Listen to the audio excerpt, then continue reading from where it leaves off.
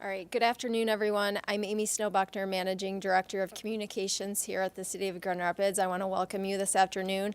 Today, you're going to hear about changes to policing in Grand Rapids. This afternoon, you'll hear from City Manager Mark Washington, Police Chief Eric Payne, and Director of Oversight and Public Accountability Brandon Davis. Without further ado, I'll hand it over to City Manager Washington. Thank you. I'm going to ask if Chief Payne and Mr. Davis will also accompany me here with safe social or physical distancing, of course. That's good. Can you touch? Yep. Well, good afternoon, everyone. Thank you for being here. Today is a very important day as we continue to move our community forward in light of the recent events that have occurred not only in our community but all over the world. Our community shares in the international frustration that has resulted by the senseless murder of George Floyd and the conversations around systematic and institutional racism that continues to exist. We know that we have a lot of work to do to undo racism and inequalities in the United States, and we know a lot of that work has been done here in this community. We have done a lot of great things. We've adopted a strategic plan with a very intentional equity lens.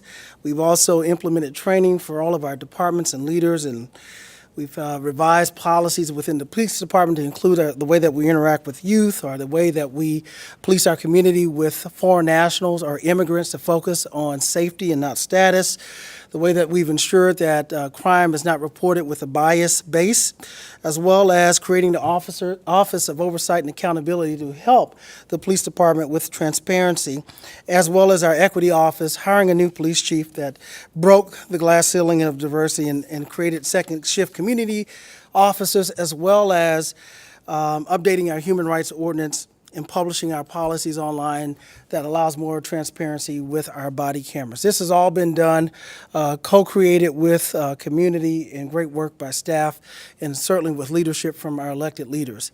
But even as I say all that, we realize, given where we are today, even that is not enough. I have heard from our community members and their desire to make more progress and make such progress expediently. And we recognize the need to embrace change, new ideas, even in places where it may have made us comfortable. I continue to have these conversations with the police chief, our oversight office, as well as our men and women in law enforcement who continue to bravely serve this community in the face of great danger. But likewise, I also understand the sensitivity towards the members of our community who themselves have occasionally been faced with danger, and sometimes not from members who are not from law enforcement, but from law enforcement themselves. This is something that we will not tolerate as a country nor as a community. And I stand today saying that we are bringing forward proposed changes and improvements that continues the good work of our police department. And comparatively, our community is much different than many other communities around this country in terms of our reactions to much of the civil unrest, as well as our law enforcement. We have obviously not had all perfect interactions with our community, but we, by and large, have many, many more respectful interactions than some. Having said that, zero tolerance is a standard for any actions that are disrespectful to our community members. So therefore, today, I want to share with you several things that I have announced and directed our police chief, our oversight office, as well as our equity office to assist. I want to thank the mayor and all of our commissioners for their support. I look forward to having dialogue and conversation with them this upcoming Tuesday at our commission meeting, and as you know, that we also have a town hall meeting that we have tonight where we will further share this with community and entertain any questions that they might have. The dialogue and the feedback from our commissioners, our community members, and even our department in helping to improve the way that we police has been invaluable. The first thing I want to share with you is that I have directed the police chief to create policies that will, between now and the next 60 days, that will improve our use of force policies and the way that we police and explicitly banning chokeholds. The department has never endorsed this as a practice. I've spoken with the chief and several members of his command staff that said that has not been a tactic that has been trained, but we will make sure that we expressly prohibit that in our policies. We also want to improve the way that we escalate with officers and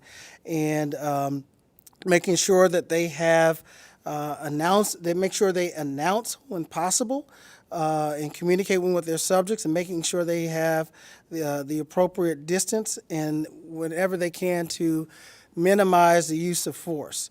The chief will speak more to this shortly. We also want to require officers to give verbal warnings in all situations where they have to use deadly force. That is a practice that we train on. We're going to make sure that our policies are expressly clear on that. And in some instances, of course, when officers are under very critical hostile situations where fire is being initiated, those warnings obviously may look and feel a lot differently than when they're not being in those critical incidents. We expect officers to exhaust all reasonable alternatives before using lethal force and use less lethal force options. The chief will talk more about that. We also want to make sure it's real clear that we do not condone shooting at moving vehicles.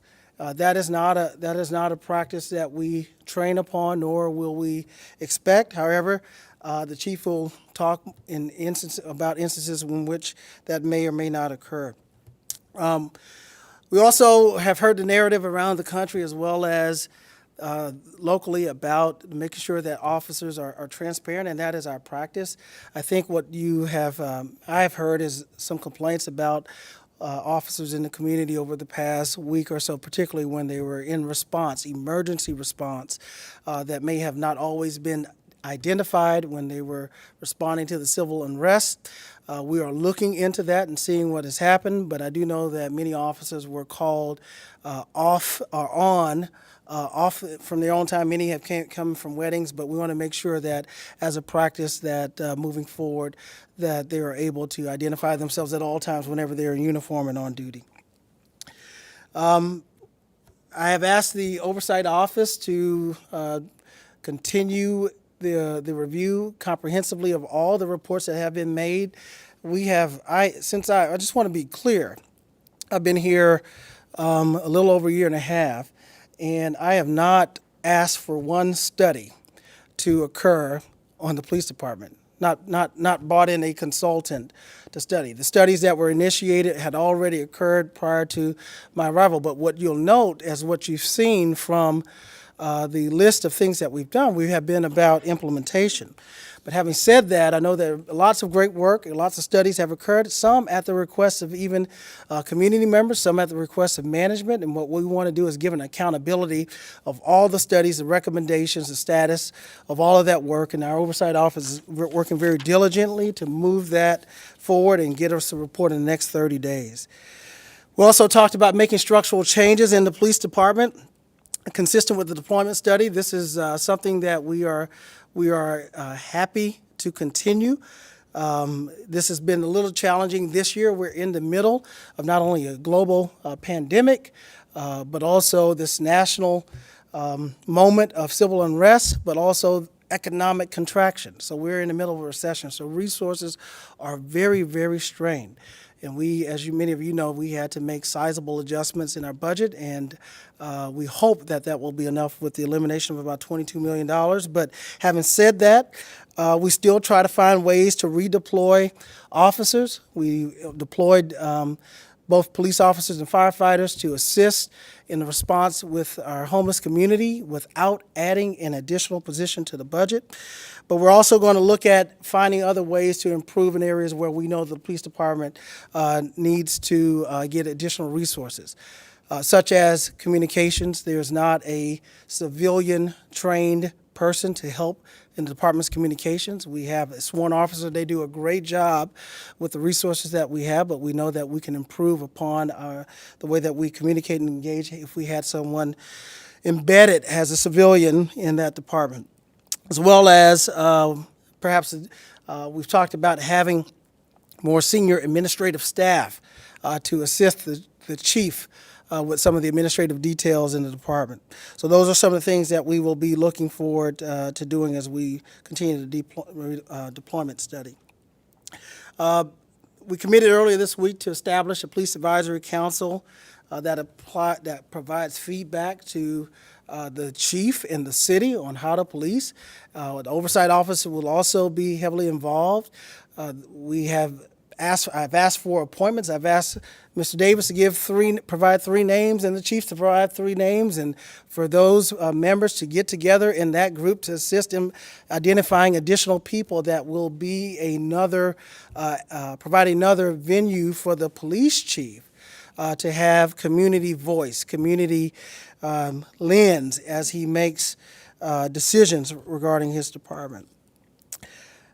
We've also know that this is not just a policing issue, and there is the need to make sure that we look at all the societal factors that contribute to encounters with law enforcement, and we know that there are very many other socioeconomic factors, a lot of them dealing with poverty and housing, particularly with interactions with youth. And I want to be very intentional this summer and work with our area businesses to try to aggressively employ youth in our community.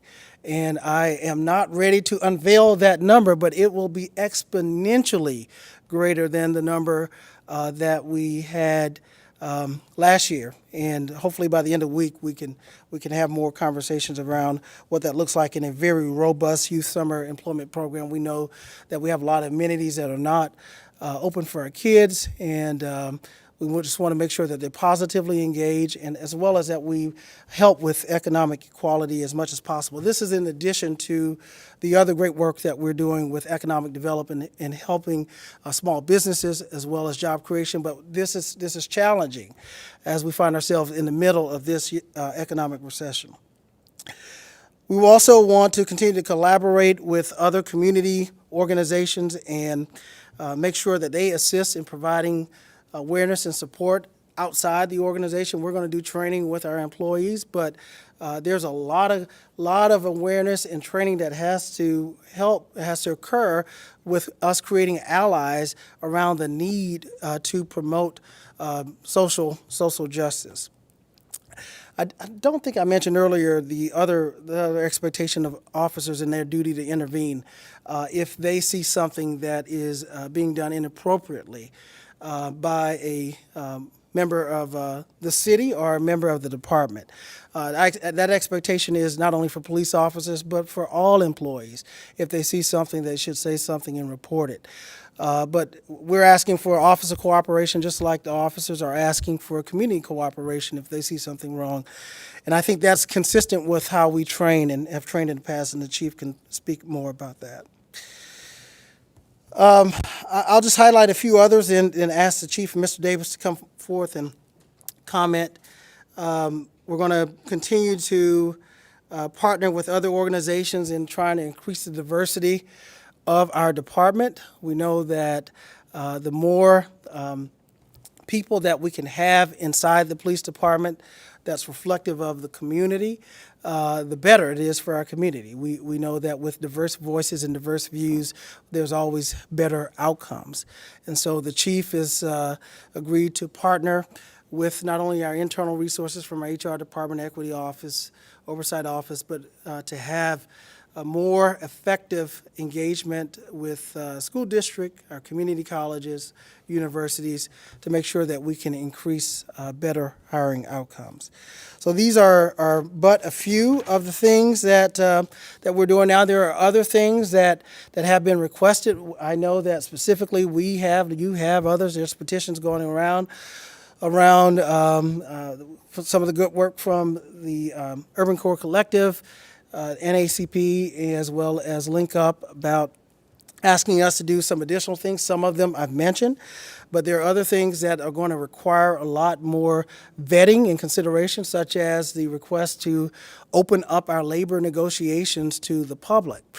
This is something that I cannot unilaterally decide. No one up here can do, no elected official can do from the dais. These are contractual and labor issues, and at this point, our belief is that both parties, both union and management, must agree for any change like that to occur. And we have contracts in place till 2022, so those negotiations may not be happening anytime soon, but we will certainly endeavor to make the labor unions aware of that request.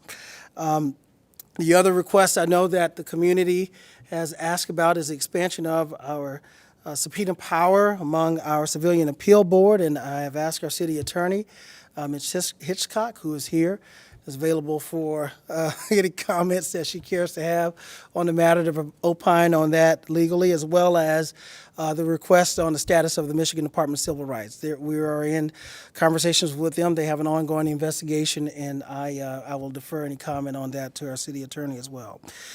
We've also received questions from some members, I think, who represent themselves as being part of the people's budget, about defunding the police department. We've gotten lots of letters about dismantling the police department. I think that commentary is an extension of what we've seen in other parts of the country, where there was aspiration but not a lot of strategy behind it, enough for us to really see how it's been done in a mid-size or large-size city at this point. I know that there's been some shifting of funding, and we've done that. Mr. Davis's position is funded out of the police department's budget. I've asked the chief to provide additional resources to our oversight office and see if we can resource that from existing budgets. Right now, by charter, the city is obligated to fund the police department's budget at 32% of the general operating fund.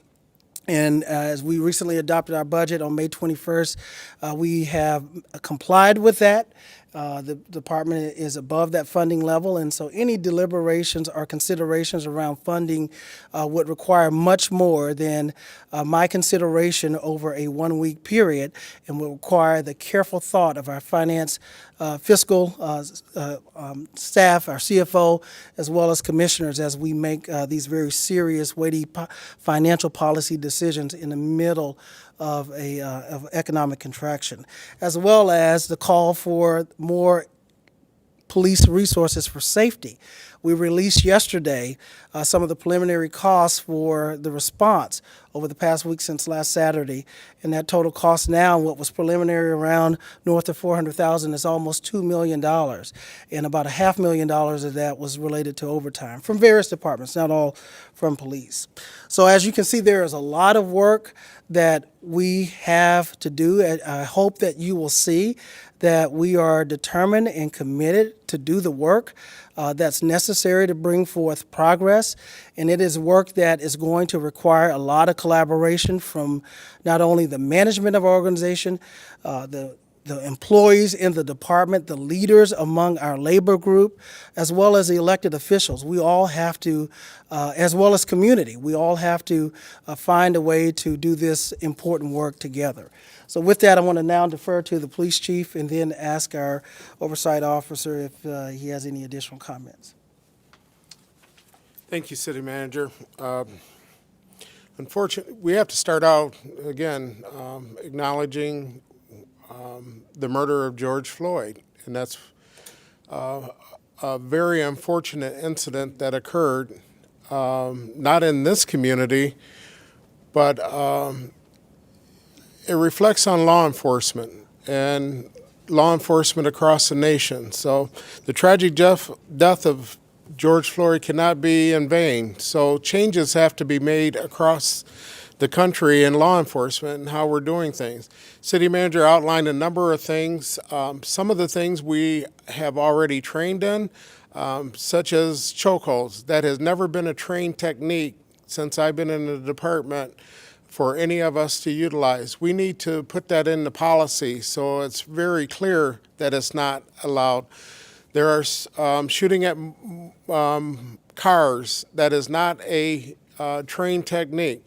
With all these things, I was talking to Mr. Davis before this, there are very rare exceptions where those things happen. We have to be deliberate in making sure that we review those policies so that those exceptions are understood. Very rare, though. But chokeholds are not allowed in the Grand Rapids Police Department. The loud verbal commands, we train on that constantly. It's in our training bulletins. We want to incorporate that into our use of force. So there's a lot of work to be done as a city manager. We should be able to accomplish a lot of this in the next 60 days. But it's not a one and done. We have to be diligent, make sure we're continuing listening to the community, out there looking at best practices, and laws affect how we operate. So all those things have to be taken into account, and it is my duty and obligation to make sure that we are doing those things. And I want to assure the community, the city manager, that we will do our due diligence, working with Mr. Davis, the community, and city leaders, and making sure that we have the best policies, practice, tactics, and training that a police department could have. Thank you. Good afternoon. As the chief indicated, it's important that as we begin, we acknowledge the real feelings, the outrage, the fear, the emotion associated with the murder of George Floyd. As I reflected on everything that's been going on around our nation, I remembered the conversation that my mother had with me when I began driving about making sure that when I was pulled over by the police that I was respectful and I kept my hands on the wheel and that I made sure that they knew I was not a threat. And at the time, it just seemed like that's how life went. And it was just something that I had to deal with as a black man. But the truth of the matter is that the outrage that comes from seeing and being involved in situations like that, being profiled by the police, being pulled out, it's real. It's a real feeling, and we have to recognize that feeling of our community members. But I go beyond recognizing it. I stand in solidarity with the emotion associated with it. And as the director of the Office of Oversight and Public Accountability, I recognize that my responsibility of increasing transparency and accountability is essential in making sure that we move forward. And I'm encouraged by what the city manager has brought forth today. I'm encouraged by the words of the chief, and I am committed to making sure that we accomplish that as a city, to helping to ensure that those things occur. We have to recognize that it does take change in order for us to move forward. We have to recognize that our community is crying out, and our community is crying out as a nation. As a nation, we have to make those changes, and I'm proud to be a part of a city that has stood today to state that we are not only talking about it, we're being about it, and we're going to make sure that we have that change in Grand Rapids. Thank you. And I'll ask the city attorney to come and comment real briefly, then I'll have closing remarks after she comes. Thank you. Excuse me. So the law department is committed to helping and we're assisting the city manager, the Office of Oversight and Accountability, and the police chief to accomplish those things that they're committed to and stepping forward during these difficult times. And we're here in the community, and we want to accomplish as many of those things as we can so that we can heal and we can move forward as a healthy community.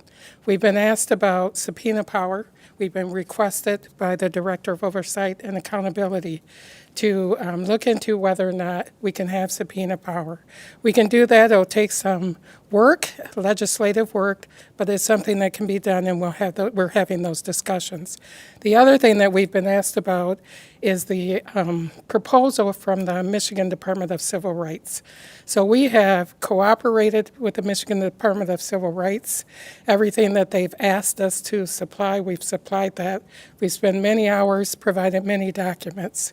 We have investigated every claim that came out of the listening session in March of 2019. We've also, where there's claims that required and it was appropriate to resolve those, we've done that. And we're currently in the process of reviewing their proposal. We're looking at it very closely, looking at it, taking a detailed review to try to see those things that that we may be committed to. That's it. Thank you.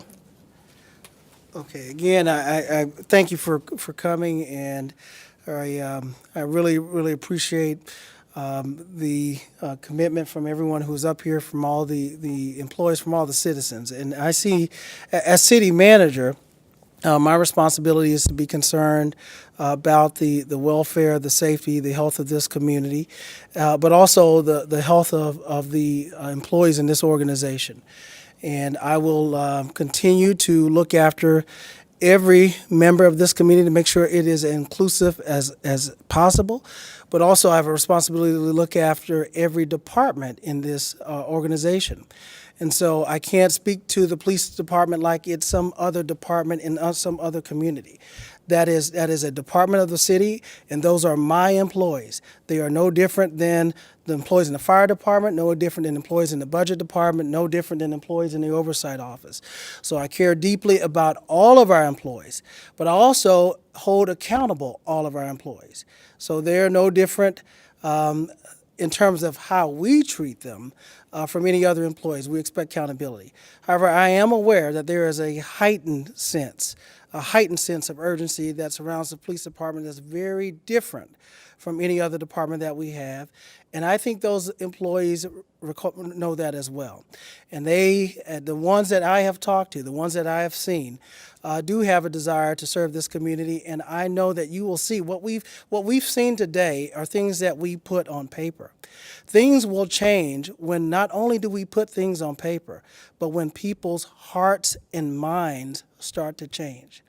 I'm convinced we have officers who have not only the right things on paper, but who do have the right hearts and mind and are willing to work with this community to make sure that we change it in the right way. So with that, I'll turn it over to Ms. Snowbuck. Thank you, City Manager. So we're going to open it up to questions. I just ask that you tell us your name and the media outlet that you represent, just so we know who's here.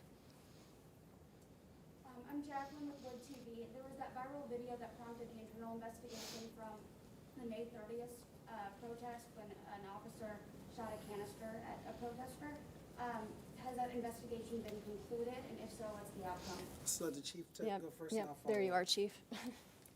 Yeah, to answer your question, the investigation is ongoing. What we did from that last Saturday night, we had a lot of officers, a lot of resources dedicated to the protests and the events that was even occurring after that. What I did last Thursday or Friday, I dedicated our two internal affairs investigators to only work on that case. So the investigation is ongoing. It's a priority for them. And as soon as their investigation's over, it'll be in my hands and I'll be able to have a determination along with the internal affairs team that reviews it.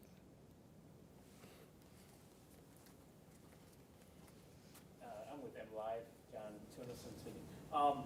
Chief, have you met one time or with the community members? I know you were trying to set up some meetings, such.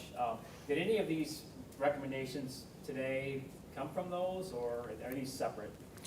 They have, and as the city manager mentioned, they have come from a lot of members, organizations, emails in the community.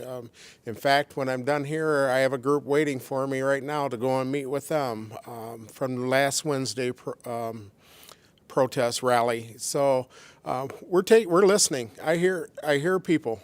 I want to be able to communicate with them their concerns, and I think this was a big part of being able to explain what we have done so far, what we're looking to do, and how we look to move forward. And it's not work that's done. So I want to engage the community as much as I can to get their input. And again, like I said, I'm meeting with a group when I'm done here. Let me also add my affirming yes to your question and lots of engagement.